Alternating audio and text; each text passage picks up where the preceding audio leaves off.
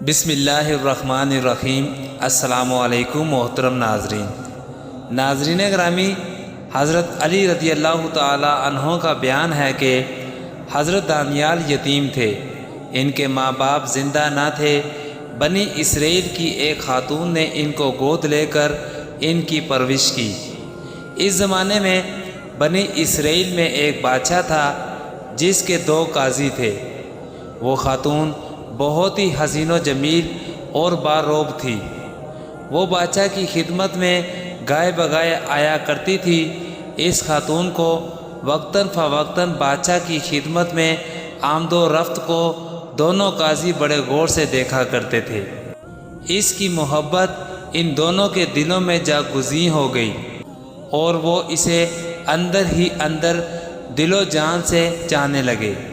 ایک مرتبہ موقع پا کر انہوں نے اس پاک باز خاتون سے اپنی اندرونی کیفیت کا اظہار بھی کر دیا اور اسے یہ یقین کرانے کی کوشش کی کہ ہم دونوں تم سے بہت زیادہ پیار اور محبت کرتے ہیں۔ ہمیں یقین ہے کہ ہمارے عشق کو تم قبول کرو گی۔ مگر اس پاک باز خاتون نے انہیں نصیحت کی اور ان کی محبت قبول کرنے سے انکار کر دیا۔ دونوں قاضیوں نے طرح طرح سے بہلا پھسلا کر اپنی جھوٹی محبت کے دام فریب میں پھنسانا چاہا، مگر وہ کسی بھی طرح ان کے ہاتھ نہیں آئی۔ جب دونوں قاضیوں نے دیکھا کہ یہ خوبصورت خاتون کسی بھی قیمت پر ان کے ہاتھ نہیں آ سکتی تو انہوں نے جا کر بادشاہ کے روبرو یہ شکایت کر دی کہ جو عورت آپ کو آ کر پند و نصائح کیا کرتی ہے، اس نے زنا جیسے عظیم گناہ کا ارتکاب کیا ہے۔ بادشاہ نے جب اپنے قاضیوں کی شہادت سنی تو وہ بڑی مشکل میں پڑ گیا اور اسے بے حد صدمہ پہنچا، کیونکہ وہ اس خاتون کی شرافت و نجابت کا دل سے قائل تھا، مگر قاضیوں کی شہادت کو بھی جھٹلایا نہیں جا سکتا تھا۔ غرض بادشاہ نے دونوں قاضیوں کی شہادت پانے کے بعد مزید تحقیق و تفتیش کی ضرورت محسوس نہیں کی اور ان سے کہا تم دونوں کی شہادت قابل قبول ہے۔ پھر بادشاہ نے اس عورت کو 3 دن کی مہلت دی اور اس کے بعد اس کی سنگساری کا حکم دے دیا۔ نیز شہر میں یہ منادی کرا دی کہ فلاں دن فلاں عورت کو سنگسار کیا جائے گا، لوگ اسے دیکھنے کے لیے حاضر ہو جائیں۔ بادشاہ نے اگرچہ اس عورت کے سنگساری کا حکم دے دیا تھا، مگر اندر سے وہ بہت ہی پریشان تھا۔ اس نے اپنے پر اعتماد وزیر سے پوچھا کیا کسی ہیلے بہانے سے اس عورت کو سنگسار ہونے سے بچایا جا سکتا ہے؟ وزیر نے عرض کیا اب جب کہ شہر میں اس کی سنگساری کی منادی کرا دی گئی ہے اور یہ سنگساری کا فیصلہ آپ ہی کے قریبی 2 قاضیوں کی شہادت کی بنیاد پر دیا گیا ہے، پھر ایسی صورت میں اس عورت کی سنگساری کے فیصلے پر عمل درآمد نہ کرنے میں کون سی بات مانع ہو سکتی ہے؟ تیسرے دن جو کہ عورت کے سنگسار ہونے کا دن تھا، بادشاہ کا وہ پر اعتماد وزیر گھر سے نکلا تو اس نے دیکھا کہ چند بچے کھیل رہے ہیں، ان میں حضرت دانیال بھی تھے۔ وہ حضرت دانیال کو نہیں پہچانتا تھا، تاہم کھڑا ہو کر ان بچوں کا کھیل دیکھنے لگا۔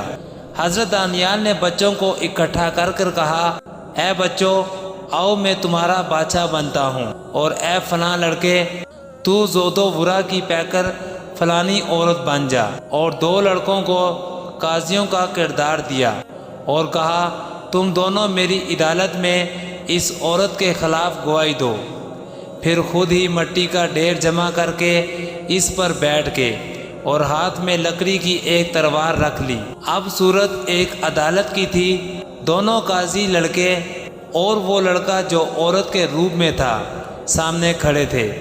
حضرت دانیال نے دوسرے لڑکوں سے کہا وہ ایک قاضی کا ہاتھ پکڑ کر دور فلاں جگہ لے جائیں۔ جب وہ چلے گئے تو دوسرے قاضی کو بلا کر سختی سے کہا سچ سچ بتا ورنہ تجھے قتل کر دوں گا، تو کس بنیاد پر اس عورت کے بارے میں زنا کی گواہی دیتا ہے؟ قاضی کہنے لگا میں گواہی دیتا ہوں کہ اس عورت نے زنا کا ارتکاب کیا ہے۔ حضرت دانیال نے پوچھا کب؟ ننھے قاضی نے جواب دیا فلاں روز۔ حضرت دانیال نے پوچھا کس مرد کے ساتھ اس نے زنا کیا ہے؟